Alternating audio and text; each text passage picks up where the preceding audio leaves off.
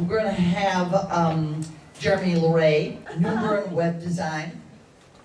And actually, Wendy told me that Jeremy is Wendy's peace of mind. Yes. Because he's the one that makes everything work on the website here at New Bern now. Jeremy? Yay. Thanks, Chris. I have to walk around, so I don't know how well this podium's going to do, but I'll hang on to it, maybe keep things from falling off the stage. Wendy asked me to talk about websites, and you think, well, what's a website got to do with social media? Well, we like to think of our website as your base camp. Think about everything you're doing on the internet, your social media, your other ways you're interacting with people. I like to see those as our outposts, things that we're doing to go out and meet people, help people, be helpful in our industry, engage folks in different ways. But at the end of the day, we all want them to come back to our website. Our website is where we're sharing information about our company, our organization, or whatever we want to be engaged in.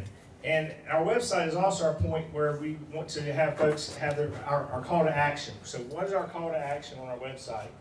If you got a website and you don't know what your call to action is, you need to kind of refocus and think about that. But a call to action is typically, do we want, one, are we trying to sell something? Do we want folks to sign up for our email newsletter? Maybe we have a pretty consistent blog where we're sharing industry news and we want folks to sign up for that so they're always getting our updates as soon as they come out. Just some way to engage people on our site, and that's what we call our call to action. Maybe you've got a donate button. Our button says, donate to our cause. Give us $5, $10, $20 for our nonprofit. That's a call to action. So that's what you want to make sure is prominent on your site. And when folks see you on Facebook, they see you're out in the community, you're doing something, time back into your website. So now you're able to keep them to something that you have control over. And I'll share a quick anecdote in that I had a client recently that has a website that I helped them with, and they have a link to their Facebook page on their website. And she says, Jeremy, I don't know where our Facebook stuff is. It's just gone. And I'm like, all right, well, let me check it out. I'll go look and see. Well, sure enough, on our website, the spot that's supposed to be Facebook feeds is not there anymore. And we've came to find out that Facebook has taken their whole page down. It's just gone. So she had to start over again. So that, I'll just kind of tell you that story. It's not a horror story by any stretch. Everything's kind of temporal on the internet, but at least your website you have control over. You own that property. We like to talk about that as being your real estate, your piece of the World Wide Web that belongs to you. We talked, it's been almost 2 years. It was September 2013, right? We were here last Wednesday. Yeah. Google Plus was the big thing, the hot thing. This is going to take everything by storm, and because it's Google, you better get on board because this train's moving on. Well, now we hear in the news as of, I think, March or so, Google is kind of backing away from Google Plus. It's not really what we thought it was going to be.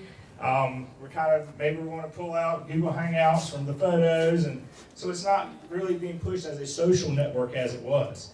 So I just say that really to just say everything's changing so fast. There's so many things that are going on. So less than 2 years ago, something that was going to be the next hot thing, now maybe isn't going to be quite the hot thing. Facebook, we know is still going strong. Obviously, we see our Instagram things coming. And who knows what the next new thing is? Somebody's probably going to talk about it today. It's not even on the list that we've all missed. But anyway, as far as your website, just be sure you're staying focused on what you are sharing with folks from your site, and just take advantage of all these social media pieces. Do some of them well. Don't feel like you have to be involved with every single thing. Find things that resonate with your audience, whether it's your organization, if it's a nonprofit, or just your clientele, and just work those areas, but always point them back to your website. Jeremy, what if you don't have anything that you particularly want to sell? Do you still have to do a call to action in your website? I think that if you've got somebody, if you have a website, you have a reason to share something.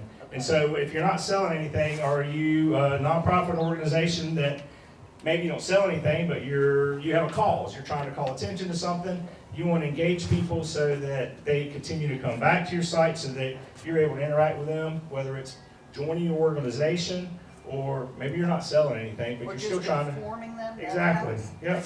Sharing that news on a regular basis.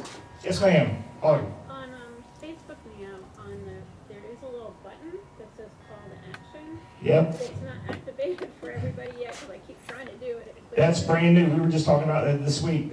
Peggy mentioned that. We were talking about that the other day. So that's something like I said, things change, but that's gonna be something that you're able to do from Facebook, but you still gotta know what your call to action is, so. Anything else there, Chris? Not for me. All right, Thank you very much. I think we're going to hear from you again later on. probably so. Okay, thank you very much.